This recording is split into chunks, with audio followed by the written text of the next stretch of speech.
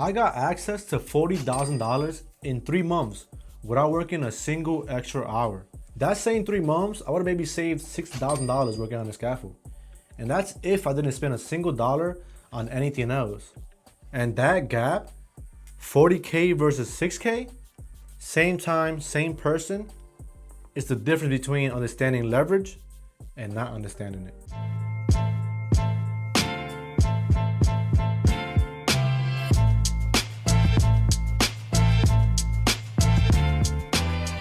I'm gonna break down exactly how that happened, what I did before the first application went in, what that process actually looked like, and what you need to have in place before you can access capital the same way.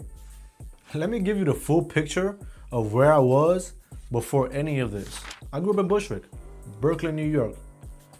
Born in Ecuador. My parents came from Ecuador, and they both worked minimum wage. The ceiling I could see from where I was standing was simple. Find a career you can respect, have a family, put in 20 years, retire with kids, a house and a car, and I was making it. That was the goal for everyone around me. And then after high school, I bounced around. I worked as an after-school counselor, a basketball coach. I worked at BJ's / deli meat for $400 a week. Then construction and scaffolding showed up. $1,000 a week, more than double, right? So I jumped at it. And for a while, that felt like progress. I put in a ton of work, I got noticed, and then I got promoted to foreman. But that pride faded fast because the stress replaced it. I couldn't sleep thinking about materials, my crew, and who could get hurt the next day. And for what? For $8 an hour, $200 a day, $1,000 a week. That was the whole equation. And the problem with that equation is that it has a ceiling built into it from the start. You could only work so many hours. You could only save so much so quick. And when you work that hard for that long, the last thing you want to do is risk the money. So you protect it, you hold it, you definitely don't invest it. And that's not a character flaw.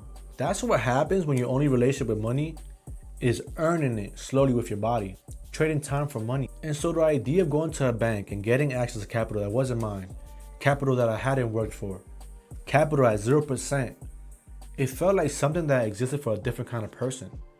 Not someone from Bushwick, not someone whose parents worked the minimum wage. Definitely not me, right? And that road, it felt closed. Here's what changed everything. And I want to give you guys the specifics, not just the concept. I found John, my current business partner, through a Facebook group, Bella Sloan Academy. Shout out BSA. And at that time, it was a 1K mentorship that I paid for out of 1 full week's paycheck. And inside that community, inside that course, when I first got introduced to funding and to OPM, other people's money.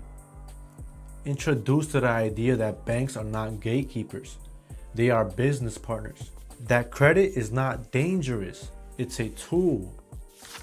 And that the wealthy are not saving their way to assets. They're leveraging capital to build and scale while their own money stays protected. And that shifted something. But understanding a concept is different from executing it. And here's what the execution actually looked like. First, my personal credit file had to be clean. Not perfect, but decent, fundable. That means your score has to be above 700, no major derogatory marks or no negatives in the last 12 months, at least one call for 10K limit, and utilization lower than 30%. Second, I needed a real banking relationships, not just my one account that I had opened a while back. Banks want to see history. How long you've been with them? How much do you deposit? How much do you spend? How much do you pay back? So now a stranger with no history with the bank whatsoever walks in and asks for $40,000, they get a very different response than someone who has been a tenured, consistent, profitable account holder. Third, the application had to go in the right order. National banks first, the heavy hitters. So Chase, Bank of America, Wells Fargo.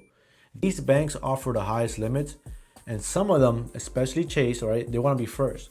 They don't want to see other inquiries from other institutions when they pull your file. So if you go to them after hitting 2 or 3 other bank inquiries, you've already cost yourself the approval before the conversation even starts. After the national banks come the regional mid-sized banks.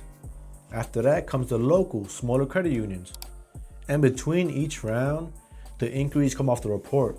So the next round starts clean. And I didn't do all of this alone. John submitted the applications on my behalf. He made introductions to his contacts at specific banks. And then he walked me through exactly why the sequence is crucial. That structure is the only reason why the outcome was 40K and not 6K. Here's what staying in that old mindset actually costs. And I don't mean this as motivation, I mean it as math. If you're trying to fund everything yourself through your own savings, you're trading the one resource that you can't recover, time.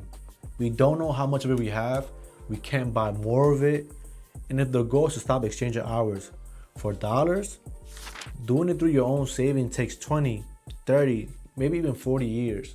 So by the time you get there, the energy is different. The season is different. When you finally be in position to build the things you want to build, your life will look different. I saw people my age already moving, investing, building businesses, not because they worked harder, but because they understood leverage earlier. That's the only difference between where I am and where they were standing. So when I got funded 40K without a single extra hour on a scaffold, that's when I understood that the game I was playing was never designed to get me where I wanted to go.